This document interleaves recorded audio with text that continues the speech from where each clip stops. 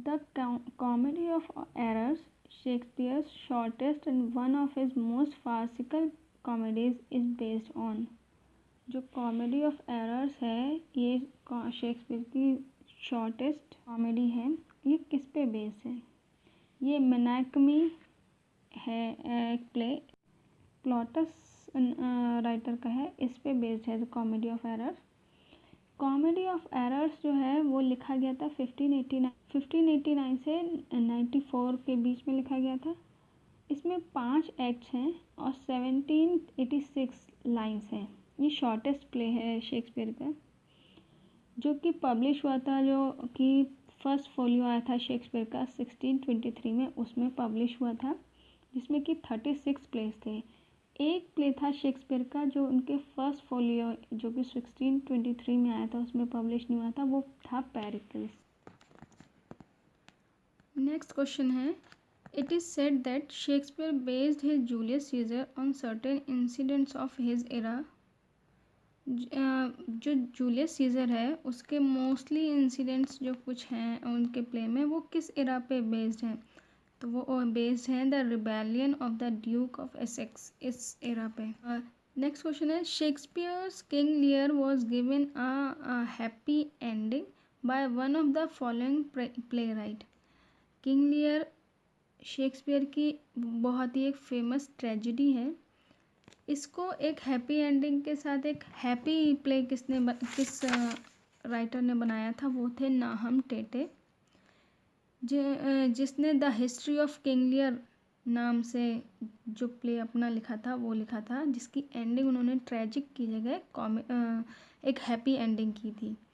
और जो शेक्सपियर का प्ले था ट्रेजिडी प्ले किंग लियर, उसका नाम था किंग लियर। जो नाहम टेटे ने लिखा था वो था the history of King Lear. ये जो फ्रेज़ है what is in the name occurs in, ये कहाँ पे आया है? ये आया है रोमियो एंड जूलियट में। जूलियट कहती है ये line what is in the name. Next है, the title of the novel the sound and the fury remind of Shakespeare's which play.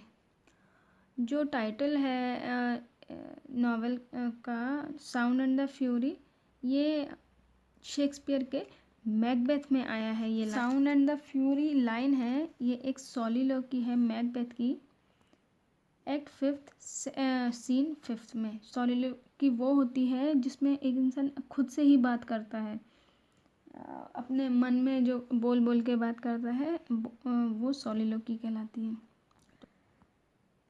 इसके कुछ इम्पॉर्टेंट पॉइंट्स हैं इससे रिलेटेड।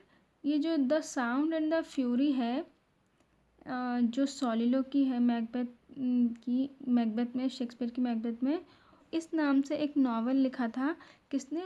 विलियम फॉकनर ने, सेम फ्रेज़ को लेके the sound and the fury, जो कि पब्लिश हुआ था 1929 में। It implies narrative style stream of consciousness. इसमें लिटरेचर में आप लोगों ने टर्म सुनी होगी स्ट्रीम ऑफ कॉन्शियसनेस।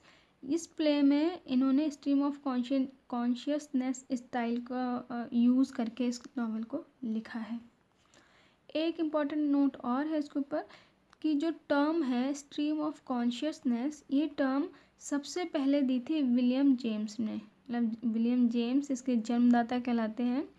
सबसे पहले इन्होंने दी थी, इन्होंने सबसे पहले यूज़ किया था अपने एक वर्क में द प्रिंसिपल्स ऑफ साइकोलॉजी, जो कि पब्लिश हुआ था 1890 में। मतलब 1890 में जो उन्होंने इनका एक वर्क आया था प्रिंसिपल्स ऑफ साइकोलॉजी, इसमें स्ट्रीम ऑफ कॉन्शियसनेस टर्म का यूज़ किया था।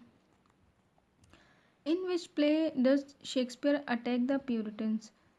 शेक्सपियर ने प्यूरिटन्स पे अटैक किस प्ले में किया है? वो किया है एज यू लाइक इट में।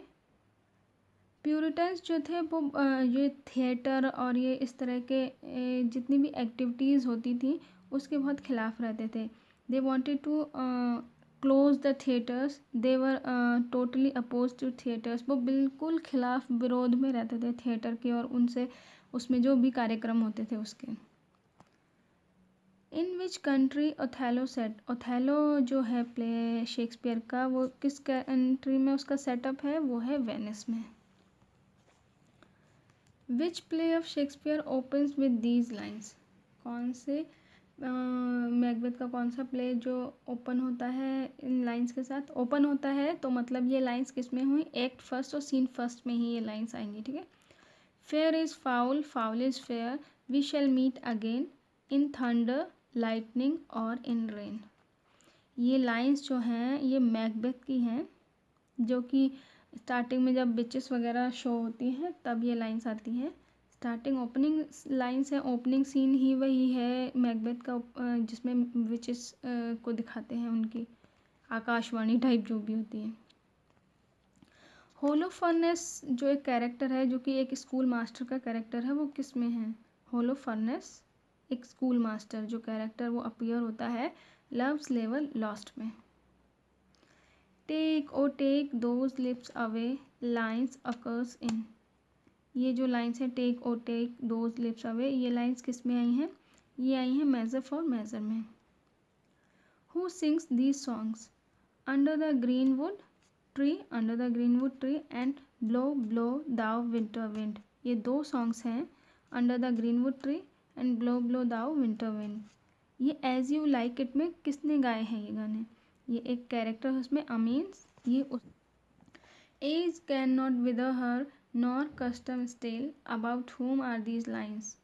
मतलब एज या टाइम के साथ जिसकी ब्यूटी पे कोई भी असर ना हो, जो कि एकदम इमॉर्टल है जिसकी ब्यूटी, ये लाइन्स कही गई है क्लियोपैट्रा के बारे में। Cleopatra one of the most beautiful women of the world कहलाती हैं। ये उन्हीं की ब्यूटी के को एक्सप्लेन डिस्क्राइब किया गया था। ब्यूटी को फेड नहीं कर सकती, मुरझा नहीं सकती, ये कहा गया है क्लियोपैट्रा के लिए। एक्ट 2 सीन 2 में ये एक एनोबार्बस कैरेक्टर है, उसने बोला है एंटोनी एंड क्लियोपैट्रा में। नेक्स्ट क्वेश्चन है कि Imogen is the heroine of. Imogen जो हीरोइन है वो किस प्ले में है? वो है सिम्बलाइन में, जो कि किंग ऑफ ब्रिटेन था। मतलब ये जो प्ले है वो सेटअप है ब्रिटेन में। नेक्स्ट क्वेश्चन है Aldous Huxley took the hint for the title of his novel. Aldous Huxley का एक नॉवल है जिसका टाइटल है ब्रेव न्यू वर्ल्ड। ये ब्रेव न्यू वर्ल्ड टाइटल तो वो लिया था उन्होंने टेम्पेस्ट से। This title derived from Miranda speech. ये जो टाइटल है, मिरांडा ने एक स्पीच बोली है एक्ट 5 सीन 1 में। उस स्पीच में ये लाइन आती है एक ब्रेव न्यू वर्ल्ड। ये टाइटल एल्डस हक्सले ने वहाँ से लिया है, जो कि टेम्पेस्ट में है, जो कि विलियम शेक्सपियर ने लिखा है।